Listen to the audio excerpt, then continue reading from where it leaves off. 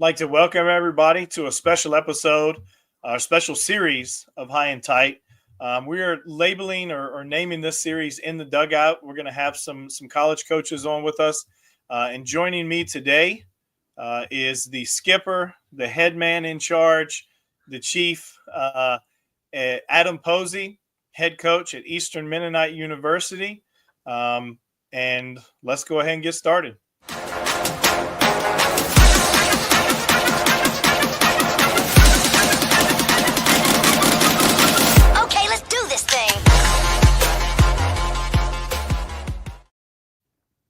Coach, how is the weather? How is everything out in the valley today? It's wet, man. It's been hammering. We got, I don't know, we've probably gotten the last couple of days of rain, so the field's underwater. But fortunately, it's finals week, so guys got some other things to knock out, and baseball takes a little bit of a back burner this week. Well, look, I appreciate you jumping on here with me. This is our first one, our initial interview that we're going to do with college coaches, and couldn't be more excited to have Coach Posey on with us.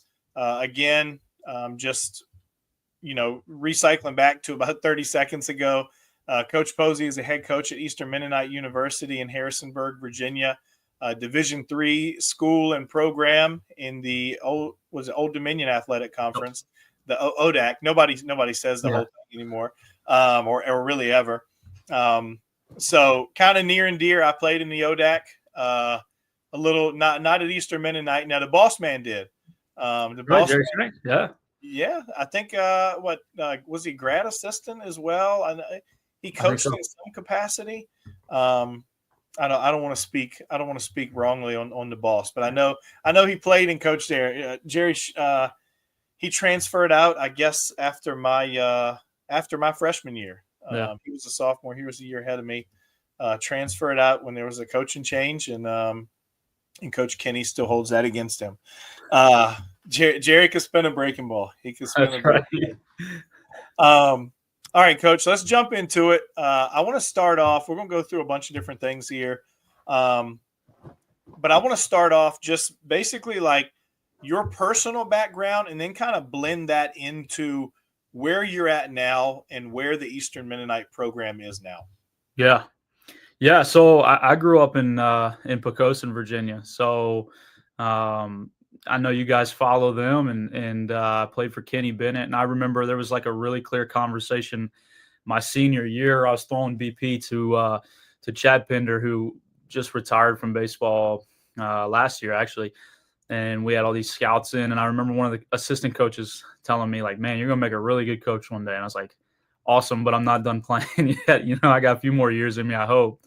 And so I ended up at EMU and went through 3 head coaches in 3 years, and was almost ready to give up baseball. And then somebody encouraged me to stick with EMU because this guy named Ben Spots was coming down the road from Bridgewater. He had been an assistant at Bridgewater. So yeah, decided to stick there.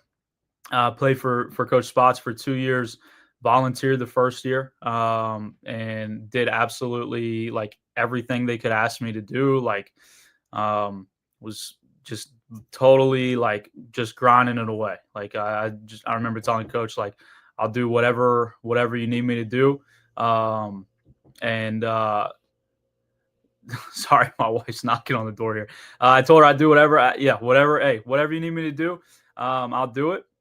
And then we created a full-time position the next year because our roster size started going up. So did that for 5 years as the pitching coach with Coach Spots. When he took the job at his alma mater at Bridgewater, I became the head coach here. And so it's been it's been a lot of fun. I tell people, like, I've been here 14 years of my life now, and fell in love with this place in the Valley. Speaking of my wife, like, she's the women's basketball coach, so she's 2 doors down from me. First date was on this campus. I proposed to her on this campus, and so a lot of really good memories of just baseball and personal life here on this campus. Now, where, like, obviously, and we'll get into the recruiting and how things have changed with rosters and all of that stuff. how have you been able to kind of, I'm sure, remain like steadfast and locked in on what you see, out of your program as far as like the past, the present, the future? Like, what do you see out of your program and kind of where you and your staff are taking that? Yeah, it's come such a long ways. Like I said, we had three coaches between freshman, sophomore, and junior year when I was a player, and there was it was hard to find consistency in that because the messaging was changing every year. And I think when Ben got here, it was, hey, I've seen what it looks like at Bridgewater. I know what it looks like to win at a high level in this league, and we're going to do those things, but we're going to do them, with the kind of a royal twist on it. And so that certainly influences me. I would say, even as I sit here on my desk right now, I have a list of my guiding principles, my purpose, and my motto. And so every day, that's what's influencing me. Like I think particularly in this day, with everything around us, there's a ton of distractions, and this could be a whole nother speech in itself, right? Like we could go crazy on portal guys right now. We could be all over it.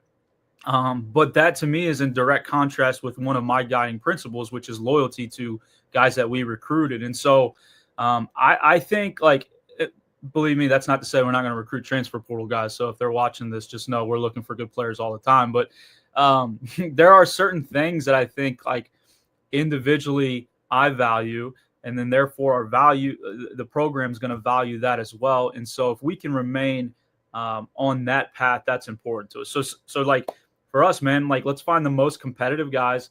Let's find those guys that have been overlooked in the recruiting process, maybe that love baseball and have what makes a difference for us too. Do they come from a good winning program? I think that helps as we try to change our culture and help guys to understand we are going to win here. It's just a matter of time. But in reality, like I think we spend so much time with our young people trying to help them to understand there's a lot of information, a lot of content out there, a lot of things vying for your attention. We can't get distracted by it. And that includes us as a coaching staff when we lead the program as well. Now, kind of segueing this conversation into development. You've talked about high school guys and portal guys a little bit. But everybody talks about player development and how important it is. I guess you could kind of say it's a cliche. Mm-hmm. Like everybody says player development. But has the shift in the recruiting landscape altered your approach? You talk about remaining steadfast and kind of locked in on your motto. Has it altered your approach, importance you put on player development? No, that's the one thing that's non-negotiable in our program is like, I in fact, like you just said, I think everywhere a kid goes, the coach that's recruiting them is going to tell them we develop players. And the conversation I have with every single recruit here throughout the summer is, okay, when they tell you that, I want you to ask them how. Like, show me how that you develop players. Because I think the misconception is that every program is developing players. And I don't necessarily think that's the case. I think they are. I just think the way that we can articulate it here and the thoroughness of it, we can show guys. Like if you go on social media right now and look at either my Twitter or our baseball account's Twitter, we're in our fundraising campaign and we put up our individual development plan for one of our guys. It's blacked out, so you don't know who it is, but it's a really clear process. It is, here's what we're trying to improve. And all of our coaching staff sits down, including our strength and conditioning coach, our athletic training, like so that we can say, okay, from a strength standpoint, movement standpoint, offense, defense, pitch design, pitch mechanics, every facet of your game, here's what we're trying to improve. And then here's the action plan. Because I think baseball development can be really ambiguous sometimes, right? Like the example I always use is like when I was growing up, coach might have told me like, hey man, we need you to throw more strikes with your breaking ball. And I'm like, well, what the hell does that mean? Like, what do you mean by that? Like, define that for me. And I think even now, particularly, we have the ability to measure so much in our game. So let's clearly define that. Like, I'm telling you to improve at this. Okay, I want you to improve by 10% at this. Like, or I want your first pitch strike percentage to be this as a pitcher before you get back here in the spring. So, the player development piece takes a backseat to nothing else other than maybe like you need to be a great human being in our program. But you got to want to work here because, like I said, I think we're not always getting the same. I don't want to say caliber because our players are good, but they might not be ranked the highest on PBR. They might not be ranked the highest on Perfect Game. Maybe they didn't go to some of these events and they got overlooked by other schools. We're going to find that kid that has that trait or the talent we're looking for, and we got to put some elbow grease into those guys. So, yeah, that's the only way we're going to be competitive in what I think is the best Division III conference in the country. Is that the culture and the player development have to kind of be, we have to make them a competitive advantage for us. Oh boy, getting into the rankings, trying to throw some subtle shots here. No, I love it. Hey, you're making a push. You're making a push for your guys to slide up. Now you talked about it a little bit, like some measurements and things like that, and percentages, and kind of giving some guys some exact, kind of ideas of where they need to be, giving them some direction. What are some tools or things that maybe y'all use in order to help with that development piece, or that you think allow you to try to get the most out of the players that you bring in? Yeah, I mean, you can look at the standard ones, right? You go to a PBR event, you're going to get your bat speed. That's a huge indicator for us. We're going to get exit velocity. That helps with output. We're going to look at, are you in approach or out? So once you get to us throughout the offense, are you staying within your approach, without or outside of your approach, and what are you hitting within those two? From a pitching standpoint, look, man, like overall K percentage, first pitch strikes, walks per batter's face, batting average against. Those are really clearly, like, for us, indicators of guys that are going to throw more for us. Obviously, we've got ways to measure ball flight. And so a lot of times what happens for us is we're looking at the numbers you guys are spitting out to recruit a guy. And then once we recruit them, because they have some general ability, now let's get them here and help them understand, hey, man, you got to be on the barrel more as a hitter. So what's your contact percentage? How many punches are you having at the plate? What's your OBP? Standard stuff like that. Or for pitchers, okay, like let's look at those numbers I just mentioned, because you got to be in the strike zone for us to compete. And then if we need to do some pitch design, that comes after. So it's kind of like a hierarchy of, can you command the baseball? Can you control it? And then let's look at stuff, because we wouldn't have recruited you if you didn't have something going for you at this point. We wouldn't have recruited such and such if he couldn't barrel a baseball up and produce this exit velocity, or he wasn't a 6-7 runner. So a lot of the times we're looking at those numbers that everybody else is looking at, right? Like, it's no secret that guys that can produce bat speed got a shot to play. Like, they may be, they can their output's going to be high. Once they get here, we're measuring, okay, what's going to help us win baseball games? So can we be on the barrel? What's that look like? Can we be in the zone? What's that look like? Is this pitch really good, or is it starting to blend with this pitch?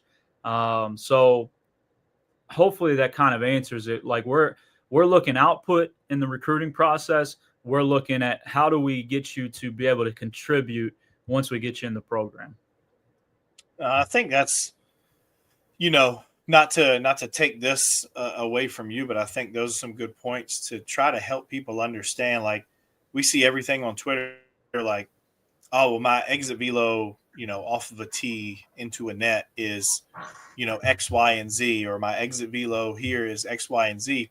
Like you just said, those are indicators. Those give you some direction, especially when it comes to like BP or off of a tee or something like that, which we don't use off the tee anymore. It gives you some direction, but like you said, how does it play in game? How can we get that, swing and miss rate better? How can we improve that? How can we improve your consistency as far as impacting the baseball and barrel rate and stuff like that? It's something that, you talk about rankings. It's something that I look at for rankings. I was looking at a 27 last night. We just released 27s earlier today.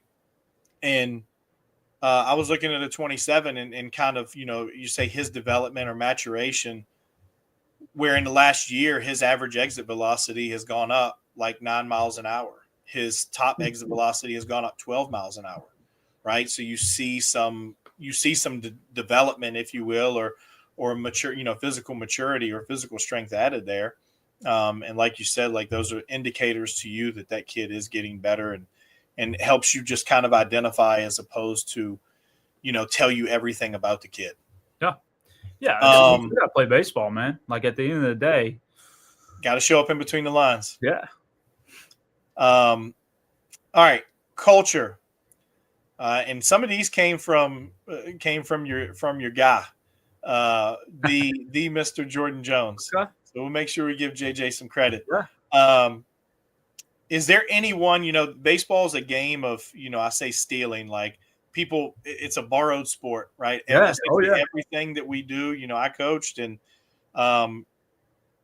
everything we do is borrowed from somebody else, whether it was something you say or a drill or a philosophy or whatever. Is there anyone you think that you would maybe, or multiple people that you would attribute kind of some things that you do as far as culture, and how you implement things into your program? Who would you attribute that to?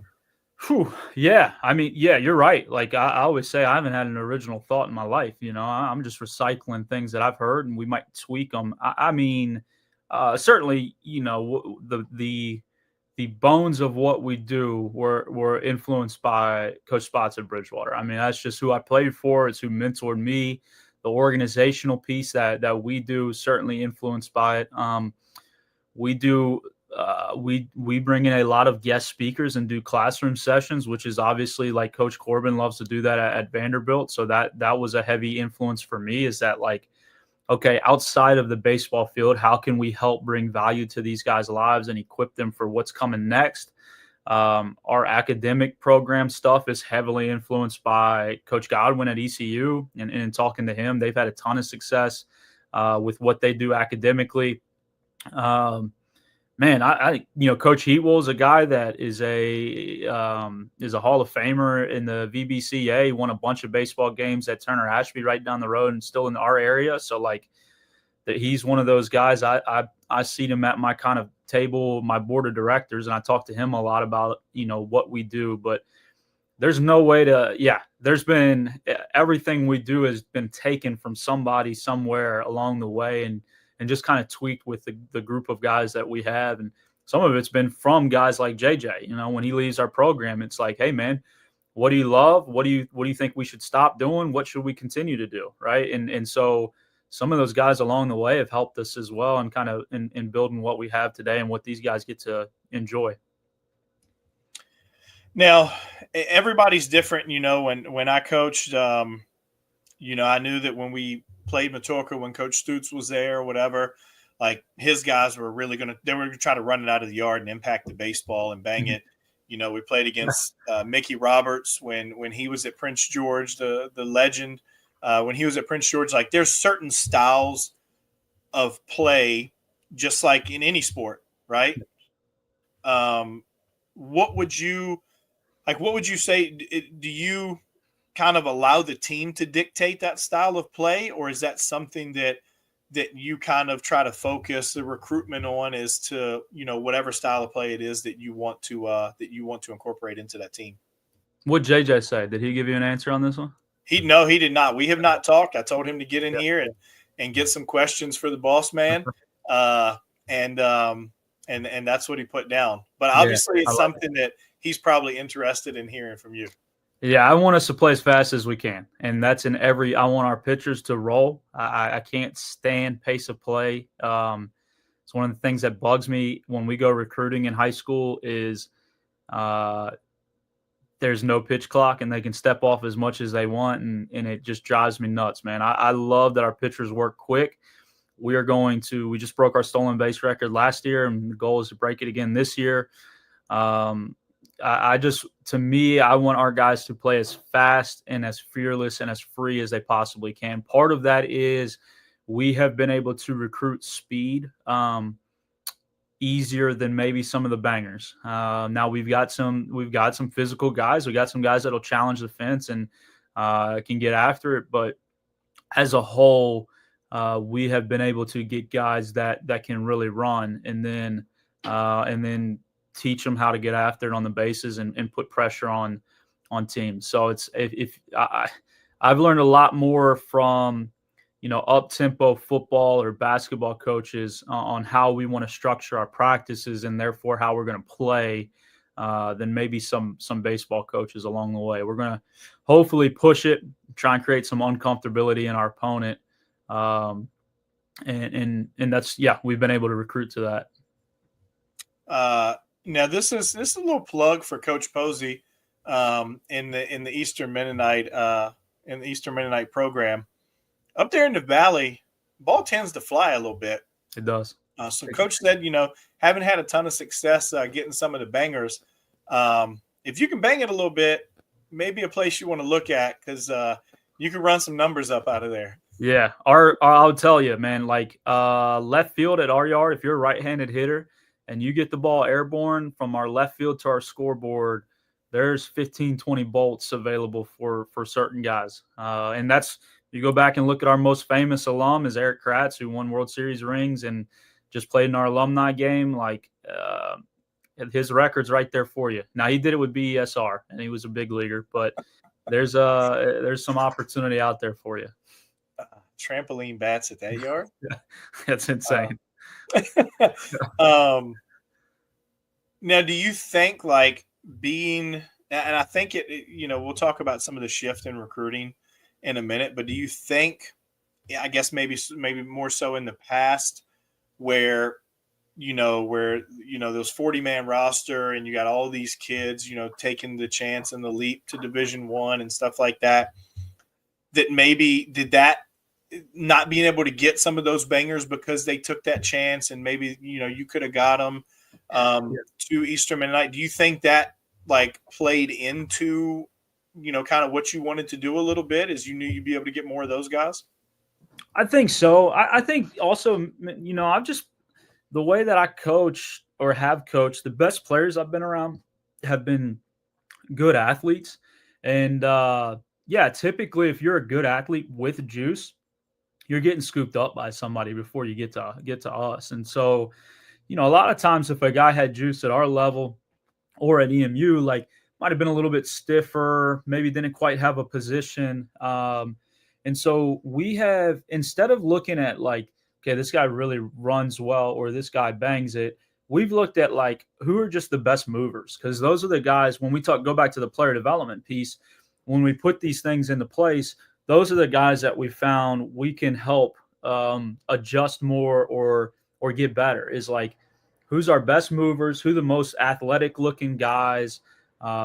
Typically they end up being able to run, but then every now and then you get a guy like Jalen Lee that is a 6'6" runner that can hit, hit bolts. And so, I don't know that certainly those guys have gotten scooped up along the way in the past, but it's probably been more like we're looking for a specific body type or specific athleticism because we found those guys make adjustments a lot of times quicker for us, which is what we need, because young guys end up playing for us, throughout the course of our history, the last 14 years.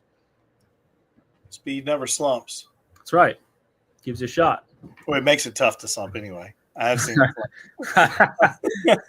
it.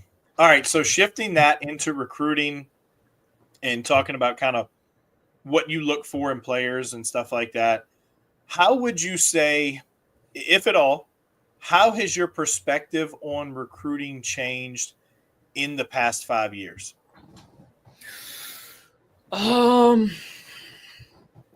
Let's see, has it? I'm trying to think if it has. And I can kind of, give you some, I guess, narrow it down a little bit. Like if we're talking about like polish over projection and positional focus and stuff like that. And the reason I say polish over projection is, does the portal allow a Division III school to take that projection guy maybe over a polish guy because they have the opportunity to bring in some polish with a portal guy? Yeah. And are you able to get away maybe from the middle? Historically, everybody recruits up the middle, right? That's where you should recruit. That's where your athletes are. Yep. Are you able to go like, okay, maybe this kid can't play short, but the barrel rate is there. Yeah. And like the kid really has a chance to hit, just can't necessarily play a premium position. But I might be able to get that guy out of the portal who maybe is a little bit lighter offensively, but he can really defend. He just couldn't swing it well enough to stick at the Division I level. Yeah, that is a good question, and it's a good point. I would say, okay, from a pitching standpoint, we chased stuff. We chased stuff for a little while. That's not to say we don't have stuff on our staff, but we have placed a far greater premium on being able to be in the zone. I think if you look historically at the better teams in our conference, the walk rates are super low compared to the worst teams in the conference. So we have shifted to, and for us, like I'll be really transparent. That means, okay, the guy that's 81 to 83 that can mix it a little bit, can spin it, got a shot for us and has a shot to be pretty successful. I mean, there's a kid that you would have seen it from Greenbrier Christian in our staff, right now, Braden Pendleton, 78 to 81, but had a phenomenal fall because those from a different slot. He works with good tempo. He was well coached on how to pitch and moves it around with some sink. Like that guy's got a shot for us. So we have gotten away from chasing velocity. Now velocity still plays in our league and it always will. But that's like probably one of the bigger changes, as well as what you said. Like I am even out of high school ranks looking for polish, it might be the word. And when I say that, I mean like a hitter, like, and it's hard. I'm trying to think of how I can best explain it, but a dude that can just get up to the plate and freaking compete like crazy.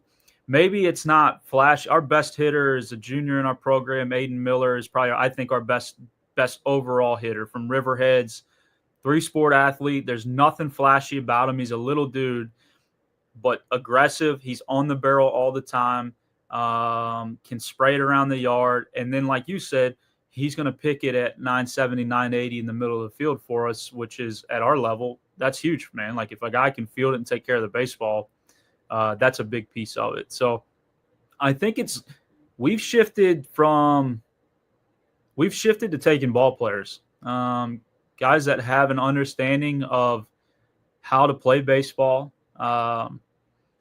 And also hopefully they come from programs where they've learned how to win, because like I said, that's something we haven't done a ton of here that we are going to do. Well, and I think,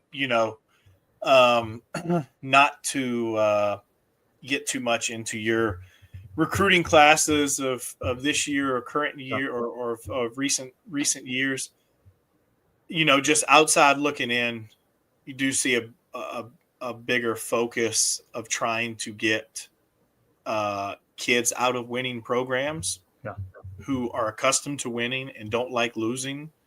And generally, like the teams that win in high school baseball, more times than not, have really good coaching and coaches who value culture and development and, like you said, winning, right? Like those are, I think, 3 big things that you've touched on, here today. And I know it's 3 areas that we've kind of led you into a little bit, but like, I mean, I feel like that's where some of the recruiting classes, again, just outside looking in, not necessarily going after the kid always that, like you said, is flash over polish and, needs a ton of development and is still raw, but has some tools or whatever, like taking the kid like, hey, I know what I'm going to get. And this is what the kid is,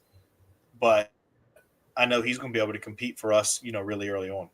Well, and I know we'll get into this maybe here on the back end or in a little bit, but here's maybe the way to answer your question. The way it's shifted is because of services like you guys have, everybody can see the numbers. Like the stuff that we used to go out and recruit, like it's still valuable. I like going and seeing a high school game and seeing how a guy competes, but like I can hop on right now on the internet and I can see video of a guy. I can see his output what's become more important now is what you're talking about, the intangibles piece of, okay, what's this guy like? Like, does he come from a winning program? Is he coachable? How does he treat his teammates? If he comes into our program, what's he going to be like? Because everybody can, anybody can go out right now, whether they're a baseball coach or they're a dad or a mom or a cousin or whoever, they can go online right now and say, okay, that guy runs faster than everybody else. His exit velocity is higher. His bat speed's higher. He can throw the crap out of a baseball. Maybe they don't understand spin rate, but they got kind of an idea of like, that seems cool. So that's where recruiting, I think, has shifted, is like the stuff we used to be exclusive to us of, I'm going to go hold up the radar gun, or I can see this guy's got, 70 grade juice, right? Well, you guys do such a great job of that it's accessible for everybody. And so for us, now the expertise and the nuance becomes, how does this guy fit what we're trying to do, both on the field and within the locker room? So that's, to answer your question as I think about it. And then it's also stylistic. Like, do we want guys that throw for us, like I like a lot of different slots in our bullpen. Like, okay, this guy throws from a little funkier. So then it's just, yeah, it's changed quite a bit, because there's just, from when you and I were playing, I tell our guys all the time, I don't know how hard I threw, and I don't have any video of me playing. And they got everything of them ever playing since they were 3 years old, hitting in the backyard. Yeah. The video was pretty much non-existent back when we played. Like, I guess when I was coaching in high school, it started to become more relevant. Yeah. And we hired, he's now, man, he is at like a JUCO or NAIA. He's coaching, he's the offensive coordinator for a college football team, Bryce Witt. He was a really good quarterback at Dinwiddie. He played at Shawan, played in like the HBCU bowl game or whatever. But when his football season was over, him and Jordan Hudson, who were both football players, Joe Hud played at Christopher Newport, Bryce played at Shawan. They came on and they were our student managers, and we used Huddle. Yep. And we videoed every single game, but it was brutal. Like, absolutely, looking at it now, like being able to look at it from my perspective, like no use of it at all, just because like it was first base dugout and they just videoed kind of like everything. Yeah. But like that's kind of when it all started. But yeah, back when I was 2002 grad in high school, like no shot that any video was happening. Game changer videos, all that stuff. Now you talked about makeup. That's something that, like, just being really transparent with you, like I try to factor and then not factor when it comes into rankings, because like at the end of the day, the makeup doesn't necessarily have anything to do with the physical tools of that player, but it's really tough to leave the makeup piece out in a rankings when I know and talk to high school coaches, travel orgs, college coaches, whatever it is. It's really tough to not factor that into a player's ranking, because I'm like, okay, this kid has like some premium tools, but he'll never last in, an org or a program or whatever, because of some of the things that he chooses to do off of the field. Right. So with all of that kind of, being brought up, the makeup piece, obviously it's a huge piece for you. How big is it? And what would you say are some go-to sources when doing some digging or some background work on players? Yeah. Here's one of the interesting things is this is also developed as I've been here longer, is that used to be one of the number one priorities is like, what's this kid like? As we've gone on longer and we've brought in great people in our program, I'm more willing to overlook certain things, because I'm convinced that if we get them into our program and our culture, they will get on board with it. Certain things. So it is still very important, and there's certain non-negotiables within our program and within the recruiting process of like, hey, this guy's got to have this, or he's never going to last. But then I also I'm pretty comfortable and confident knowing we bring this guy in. yeah, maybe he's not the most responsible guy right now, but guess what? I'm gonna link him up with this fella here, and he's gonna get that taken care of. But uh, I would say from a resource perspective, man, it's everybody. Like I'll ask you on certain guys, right? Like I'll shoot you a text and say, hey man, what do you got on, such and such? It's the high school coaches for me is a really they're still huge because it's hard to replace the value that they have of seeing this young man, whether he's walking the hallways, how's he treating, non student athletes, how's he showing up to his teachers' classes, and then what's he like in that competitive environment of the high school program where it is a little bit different at times than maybe what he's experiencing in the summer. So, and then what are the parents? Man, how many times have you and I talked about parents? How many times have you and I said, okay, I don't know if I touch this kid, man, because I don't know if I can deal with 4 years of maybe the kid's an awesome kid, but I know this is a whole can of worms, but I'm telling you, man, if we're being really honest, and it's hard for me to be anything but honest. You're the same way. Like parents will turn you off of a player because of how they act, and so sometimes we bring a kid on campus and we color code them. I got my wall right here. We color code them, and there's concerns there around certain kids because of maybe how mom or dad acted on the visit. So. Why don't you flip that camera around? I cannot do that. It's done. Ours is done right now. We moved on. Yeah, but yeah, golly, we're gathering information every possible place we can because we're looking for anything, anything that's going to set him apart from, the other kid. So, and the unfortunate part is like that somebody that is not the player can adversely affect that player in a very large way. I'll never forget as long as I live. I was coaching travel baseball.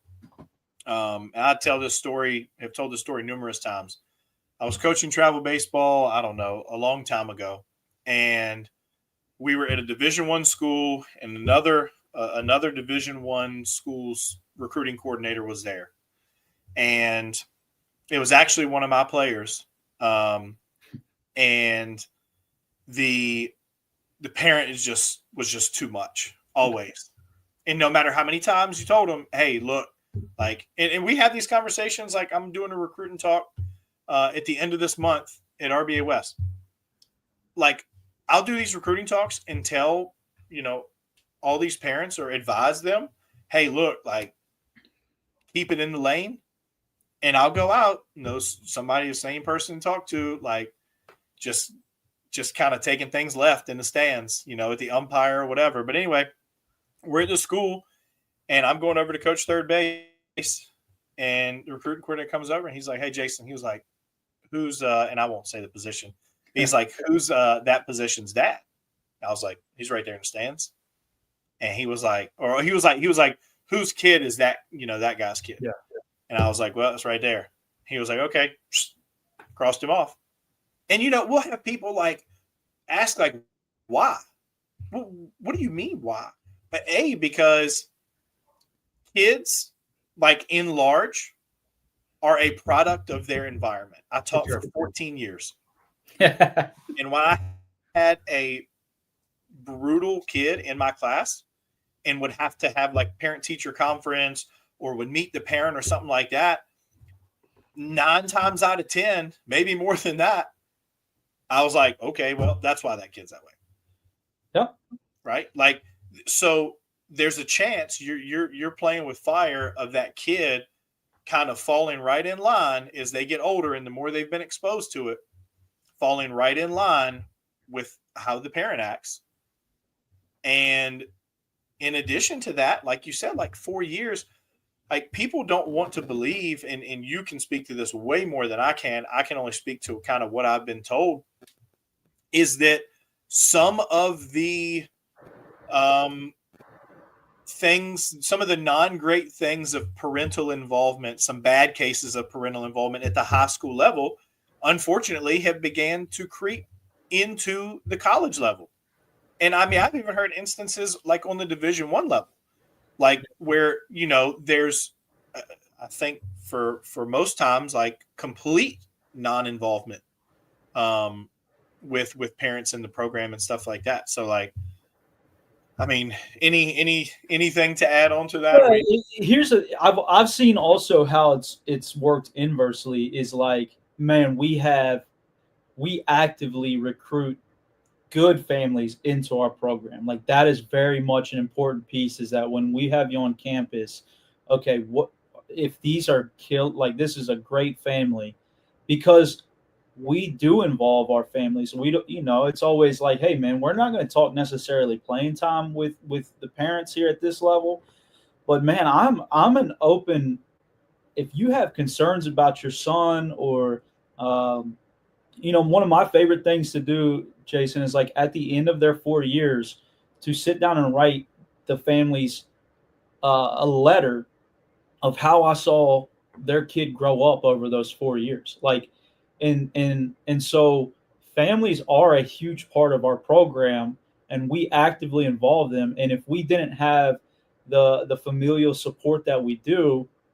we wouldn't have some of the success that we have had along the way. And so I think that's a huge piece of it, is not only can you hurt, but good parents or good families can certainly help. I'm, just even looking at some of the guys that we have coming in next year, I'm looking and I'm like, man, I love that. I love that kid's family. Like when they move him in, I can't wait to just sit down and talk with them and catch up with them. And I know they're not going to be a distraction. They're going to support the program in the correct way. So yeah, like sometimes it's not the kid, man. I would love to have the kid, but I don't want the baggage that comes with them. I don't get paid enough. I know people might not realize this. I don't get paid what some of these other, like at those higher levels where they're talking about, we're talking about Bill Belichick getting hired at UNC. I can promise you what I make is a fraction. It's pennies compared. Like I want good kids and good people in our program, and let's go to battle with them. I don't want the headaches for 4 years of somebody that might come with that baggage. Yeah, and look, throwing this in there, because you're yelling, screaming, and acting crazy at a game, yelling and screaming at an umpire because you know the strike zone better than him from 115 feet away, like that doesn't mean that you're not a good family, not a good person, not a good parent. Okay. However, if coach shows up and that's his first time, or I'm there and coach calls me and says, "Hey, what do you think?" Like, "Hey, kid can play a little bit, but may want to hold tight on going after that one." It may not know you from Adam, and there's this thing called first impression. Yeah, and it's called first impression for a reason, right? And so, like, when it comes to umpires and things like that, it's I know it's very coach speak and cliche, but control what you can control. Sure. Right. Support your kids, support the team, support the program. But I want to make one more point on this, because this is not necessarily exclusive to parents, but I think one of the things that I have always found for me personally, I just had this conversation with one of our players the other day, is I'm always going to get to know those people and that person for myself, because we'll hear things, right? Like you'll hear things about a player and his personality. Somebody had a bad experience around them. Somebody maybe didn't like maybe they have an ulterior motive, right? People have agendas out there because maybe they want their little Johnny to get recruited. I have found that some of our best players and some of my favorite guys, going back to that makeup, came with question marks next to their name. But for whatever reason, maybe didn't have the right environment, surrounded by the wrong people. Maybe the, mom and dad were hovering a little too closely and they just needed some freedom. And so I think that's an important piece for, like, an important point, at least that I always make too, is we certainly as coaches gather a lot of information and gather a lot of intel. But also for me personally, I've learned that like my personality may work perfect for that young man that really struggled in high school. And on the flip side, I may be horrible for somebody else. And so that's where, like in this recruiting thing, man, the relationship piece of getting to know these guys and spend time with them and their families, I think makes a big difference. Because it may be, I might just be a little bit crazy too, but like I want to find out for myself. What's that kid like? I hear everybody else saying, he can't do it. He's never going to make. Let me find out. Let's see if the resources and structure we put him in here at EMU, he might be a stud for us. You never know. All right. So kind of last direction that I wanted to take this. Obviously, we've discussed some recruiting, some development, your program at Eastern Mennonite, all of those things. My next question, or kind of final direction I want to take this, is how do you utilize our platform and our staff or anything that we do to help your program? Like, what value does it serve for you all? Yeah. Well, I think it's an important prerequisite that I tell everybody: you're not paying me for any of this, right? Like, no, we have had an account for as long as I've been a coach, and like I said, the information that we can gather, not only just from the platform, but I think I've experienced PBR across a couple different states to this point.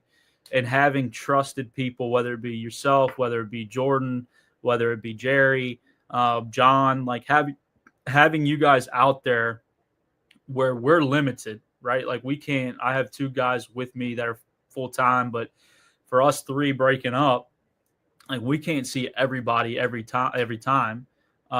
Being able to touch base with you guys and say, what'd you think, man? Like what'd you see?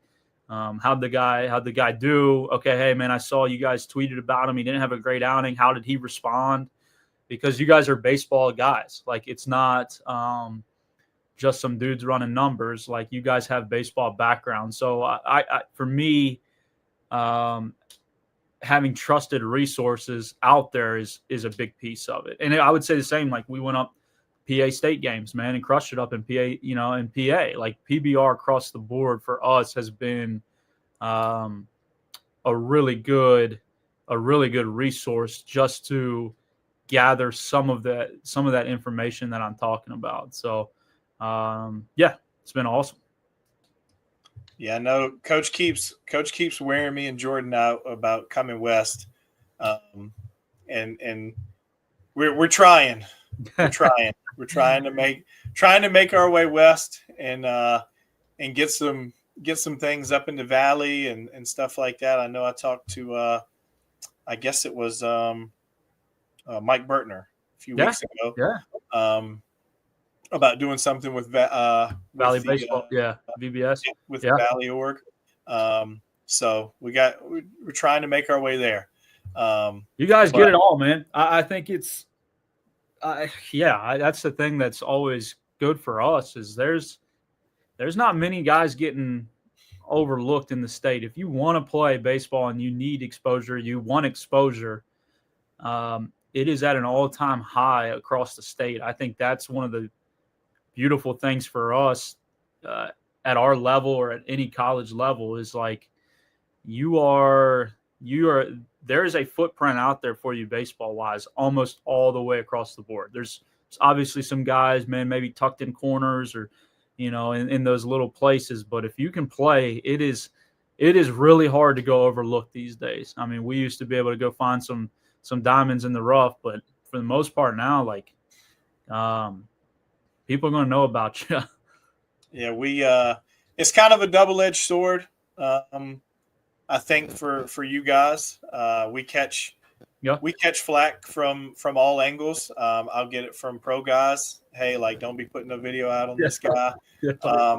There's a famous Ike story that Ike's told quite a few times about he and I at a game a few years ago about a player that they had very high on their board. That he was like, hey, don't we're not putting this out there. Yeah.